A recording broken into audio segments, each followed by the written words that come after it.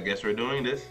I am Live the Truth, and today I'm going to be reacting to the One Piece anime episode 1095. Last episode 1094, not Jimbe, but Luffy, Luffy, Jimbe, Chopper, and Bonnie were running away from the police pacifista, and they got backed into a corner, quite literally. So Bonnie changed all their ages so the pacifista couldn't recognize them, making Chopper and Luffy super old, and herself and Jimbe super young. And at this point, Jimbe decides to tell Bonnie what he knows about Kuma, her quote-unquote father, saying that he knows he's a tyrant. He knows that he left the Sorbet Kingdom where he was hated, and then became a warlord for the world government, which later on he then became a mindless cyborg for them. And Bonnie's like, yeah, all of that tracks except the cyborg part. No human will willingly let themselves become a cyborg. That is death. So she finds a laser sword and is basically going to go get revenge on Vegapunk. But at this point in time, we cut to Lilith, who's taking the other part of the Straw Hats to the island using the giant robot. Everyone's at marvel at this right now. But after they roll up on the island, the swordsman, Zoro, and Brook decide to stay behind and stay with the ship because they don't trust this place. It's a government island. They'll rather be safe and stay with the ship. So they're going to split up, which makes sense in hindsight because at the end of the episode, well, towards the end, after they get their fit changes and whatnot, Lilith leaves them, and another version of Vegapunk, Edison, decides to navigate them over an intercom through the inside of the lab, at which point he runs them across the Jimbe Seraphim. And it's almost, I think it is planned that we saw a young version of Jimbe earlier. That's why when we see this Seraphim, which also looks like a young version of him, but bigger, ginormous, with the white hair and black wings and fire and everything. And that's kind of where we left off. Seraphim and Jimbe about to shoot a laser at the crew. So I think we're going back to that fight. I would love to see how that fight goes, but without further ado, One Piece episode 1095. Let's get into it.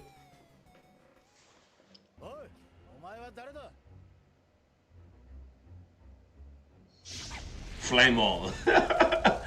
He said, no talk, let's do this.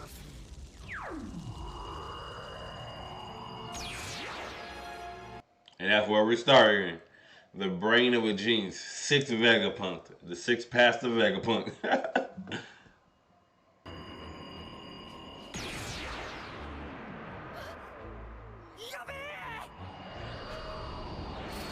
Oh, that's y'all life. Y'all gotta move. Come on now.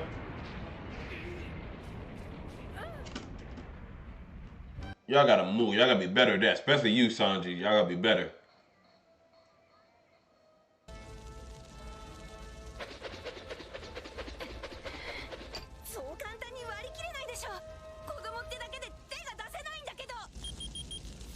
Well, I guess if he does look like a kid, Nami wouldn't want to hit him in and splash, splash, and he just swimming to the ground?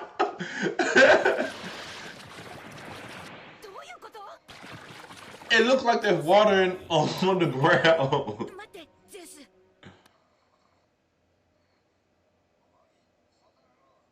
Yeah, he got a devil fruit power. Look like Mr. Pink's swimming ability. Oh, he come in with a big slap. Ooh, slapped her weapon away and then grabbed her by the throat. Okay, y'all gotta do something. Sonny's like, okay, death penalty. You a little late to add, but he like, all right, death penalty. Even if you are Jimbe, this is too much. There you go. That's a mean kick to the chin.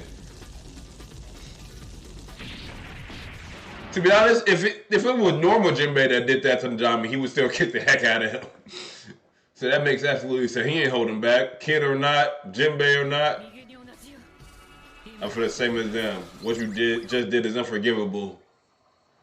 Like, hey, you don't attack the crew.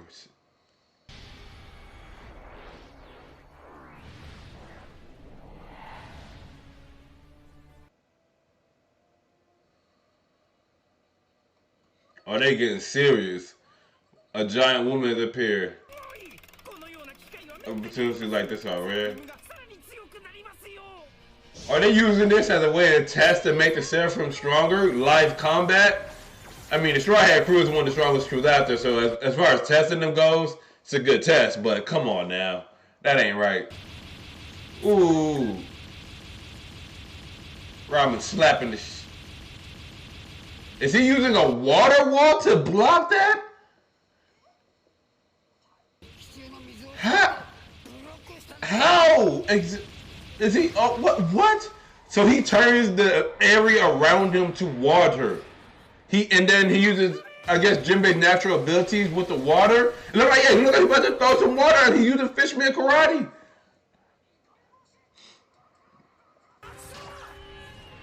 He is, oh my goodness. Ooh, good strike, Usopp.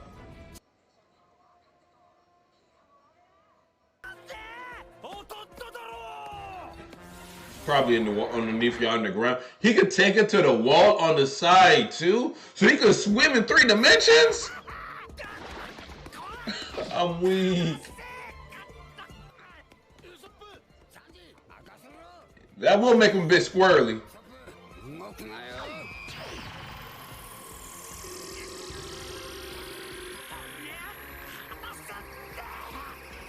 Oh, Frank, like, hey, don't move. I got you right here. He's firing. He about to fire a radical beam.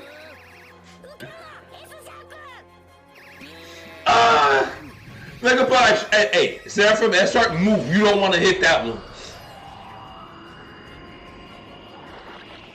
And if a show ran, dove and ran. He used the laser boom. Who is he? And it was extremely high power. That was close. Edison Thinker, I don't know.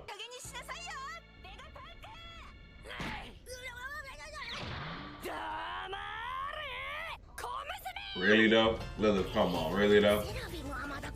The forever still a child. He's not ready for laser beams.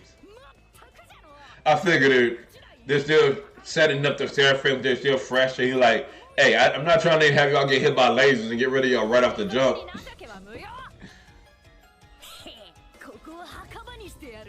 I'm gonna make this place their graveyard is a wild sentence, especially for a scientist to say.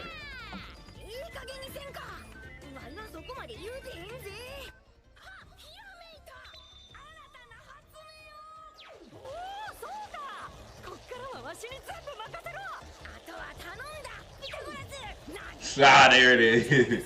I ain't leaving everything to you. You make Pythagoras. You can take care of this for me. Dr. Vegapunk, Pythagoras, wisdom. So he Vegapunk split parts of his brain and I guess unique features and likelihood of different pieces. Good, wisdom, evil. That's the one I talk about longevity. Talk about stretching yourself thin.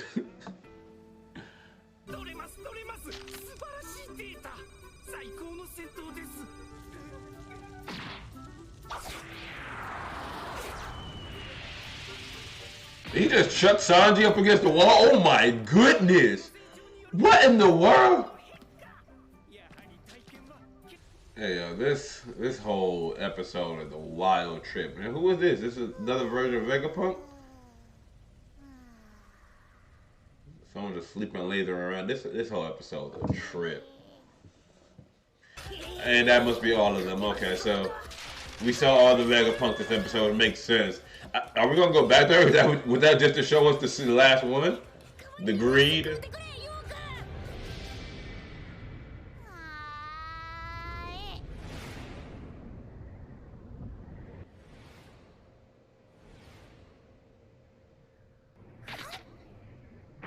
What in the world? What in the world? Nutrition is talking to my brain. Got even more ideas. Are you talking about the sensation of eating that that York does passes on to the other Vegapunks, so they basically don't have to eat?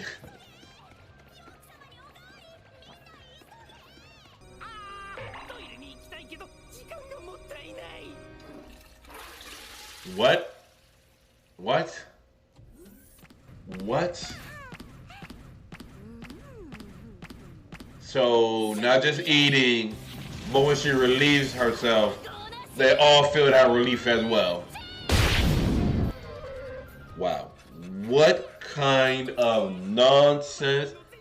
I think we got the picture with the eating. That was a bit wild. So she does it in cycles and they all are affected by it. So no one else has to worry about it. I think you got enough data. I need to talk to them.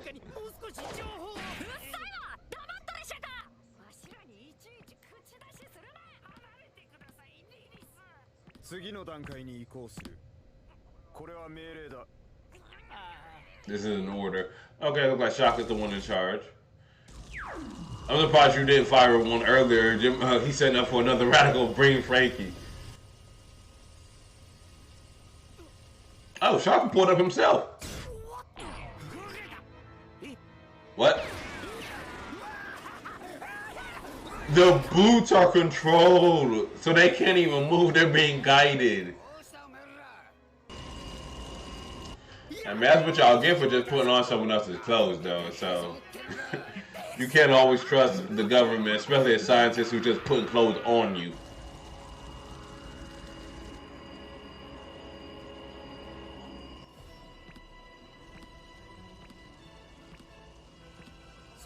Seraphim, modore. Edison, Lilith, Pythagoras. He said, "I think y'all kids are done playing, right? Let's keep moving, keep pushing now."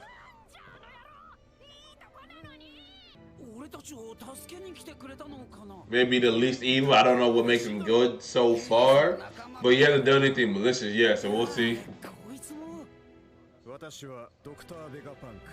I'm Dr. Vegapunk. Shaka.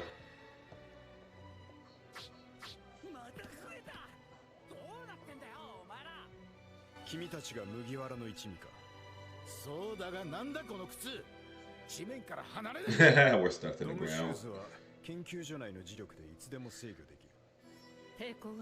Yep, of course they can. What you expect? You're in Vegapunk's territory. Yeah, they don't trust pirates. What do you expect? I'm Vegapunk too.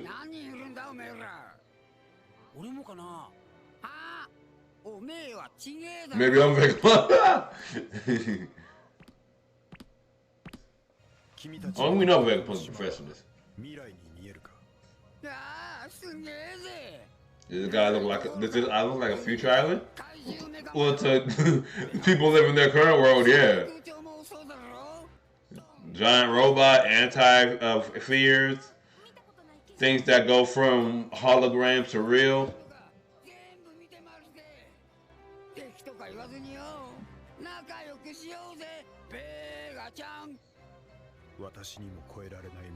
Let's be friends.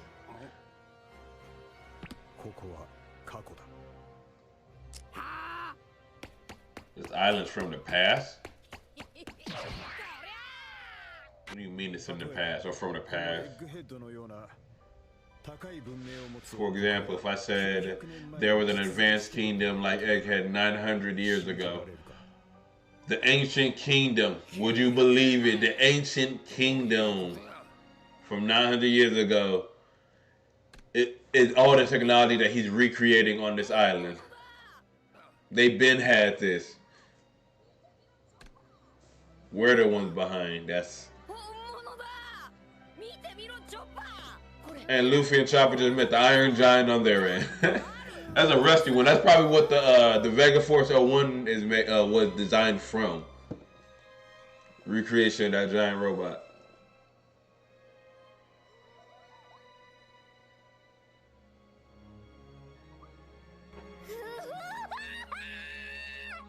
Of course they will lose. Of course Luffy and Chopper will lose their collective minds in front of this. Of course.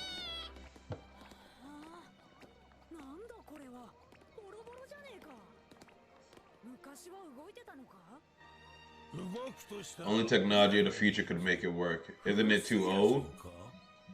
Well, it's old, but new at the same time. It's like it's a giant robot. You only see no giant robots, but it also looks like it's been around for hundreds of years. So ain't that something? Ain't that something? Wow. Okay, so this episode is basically we got introduced to all the different versions of Vegapunk. All 6 are on the table.